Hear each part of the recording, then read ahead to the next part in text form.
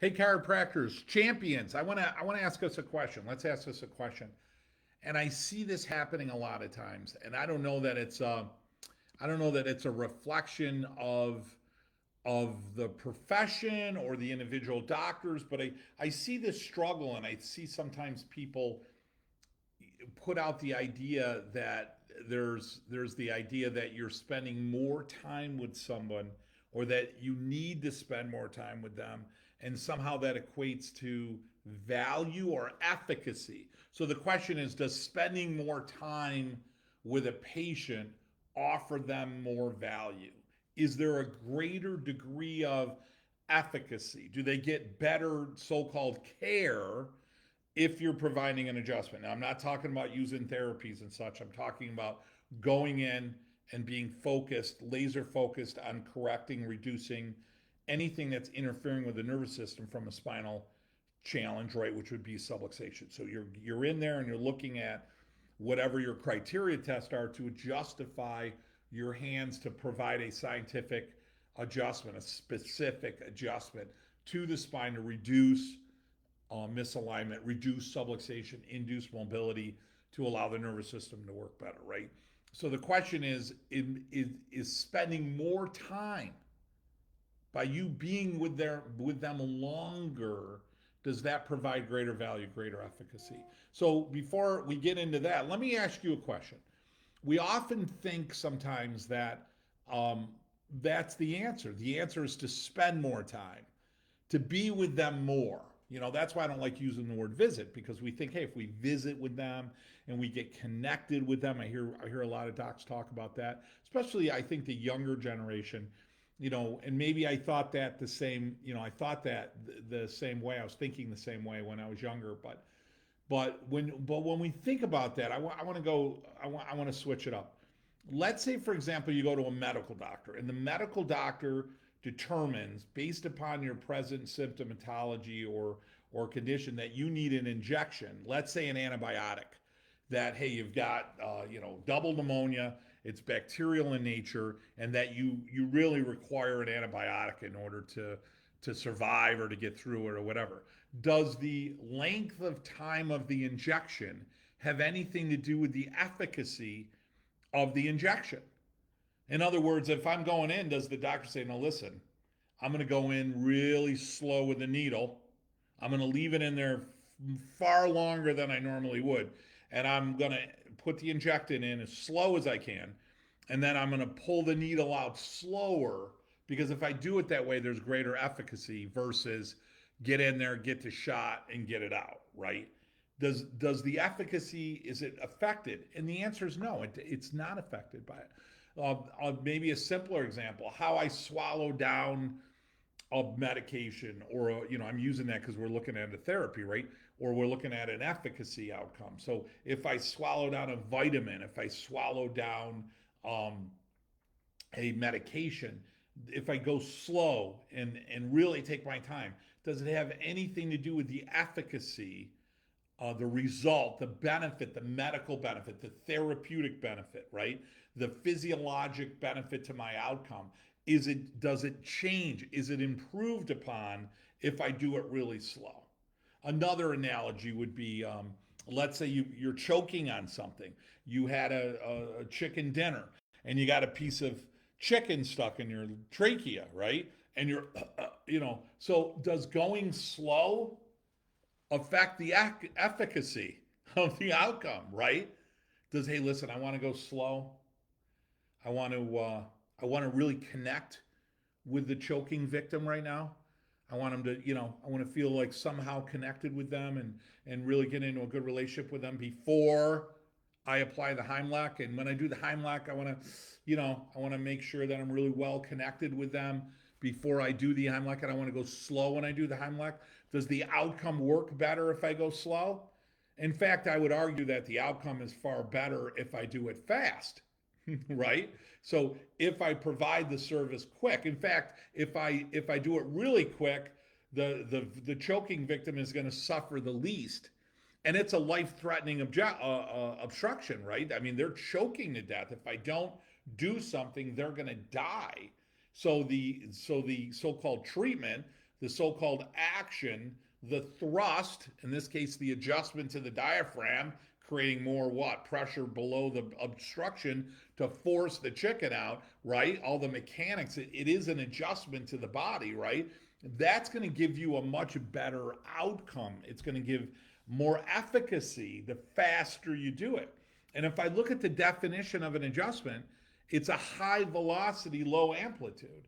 So the faster you do the adjustment, the better neurologic acceptance, the better barrage of neurology change to cerebellar, afferent, efferent, the better correction you get from a proprioceptive standpoint, the better barrage of changes you'll get with sympathetics and parasympathetics, the greater reduction you get with mechanical aberrant motion is going to affect blood flow, lymphatic flow, cerebrospinal fluid flow. So on every measurement, you're better off doing high velocity, quicker, faster, low amplitude. So when we look at what we do as chiropractors, and I know this, doesn't always equate to what a lot of people think.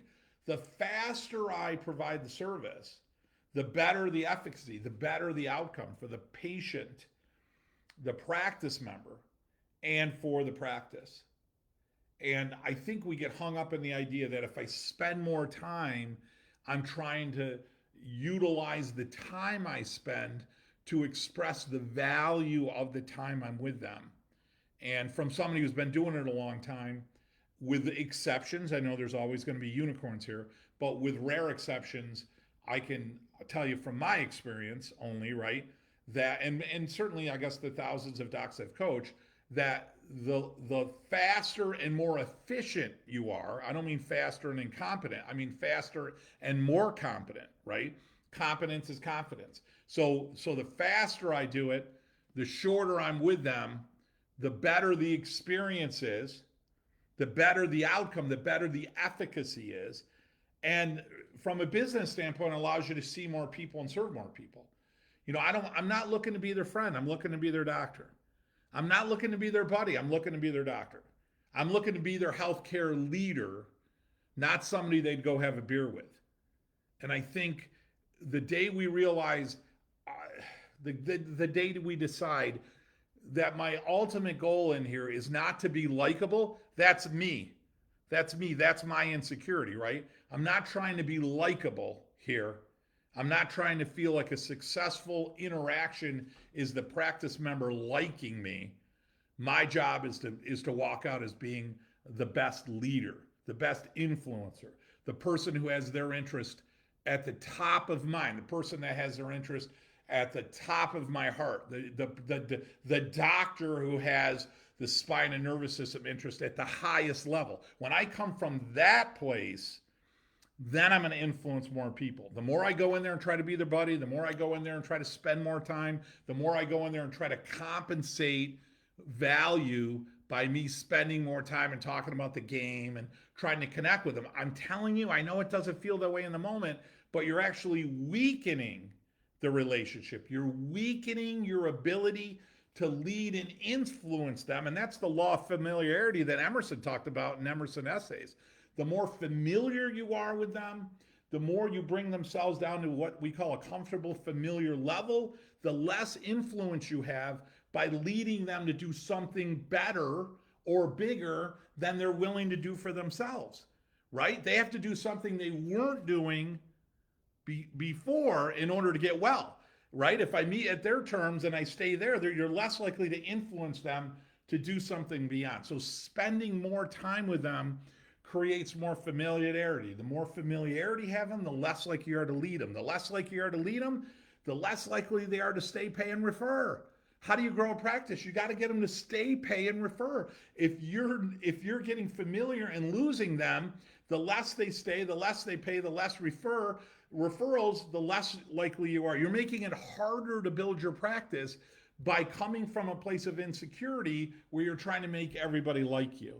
My job isn't to be your friend in there. My job is to be the best freaking chiropractor I can absolutely be for them and their family. I'm coming from a place where I want to be their best chiropractor. I want them to get the best adjustment. I want them to understand at the best level why, and I want to understand the justification. You earn the right to be their chiropractor next time. This time, I want to be their chiropractor forever. So I have to give them a reason this time to come back next time, right? And leaders do that. So be a leader. Increase your confidence, increase your clarity, push on your why. The best investment you can make is in yourself, like Benjamin Franklin said, right? The more valuable you make yourself, the more valuable you view yourself, and therefore it's easier to influence them to take on the services you provide for them and their family. That's how you grow a practice. That's how you sustain a practice. That's how you make a difference in your community. It's not by diluting it, by compensating more time for value in their eyes or your eyes. That comes from your insecurity, and I say it out of love. The best way you can do it is be competent to know and go in there, hey, I'm doing a Heimlich on everyone. The faster I can do it, the more effective I can do it, the more efficient I can do it. That's what's going to change their health. That's what's going to change the world. Hey guys, I'm Dr. Joe Borio, founder of Chiropassion Consulting.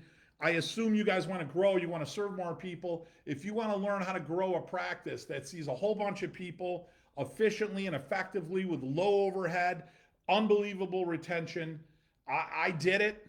I'll teach you everything I do. We got a boot camp coming up here in Fort Lauderdale. I'll teach you exactly everything I do and why I do it. If you're looking for a coach or a mentor, by all means, we'd love to have you in a group where, we always grow faster when we're working with other people together. If you're looking to just buy a few things to maybe get your feet wet in what I teach, you can visit us on the website. You can reach out to me directly. Whatever way that I can serve you, loving what we all love, that's going to elevate the profession. I'm here to serve, and I'm here to make your life, your practice, your chiropractic journey the best one possible. Check us out, Dr. Joe Borio Chiropractic Consulting. In the meantime, go out and kick some ass today and practice. Talk to you soon.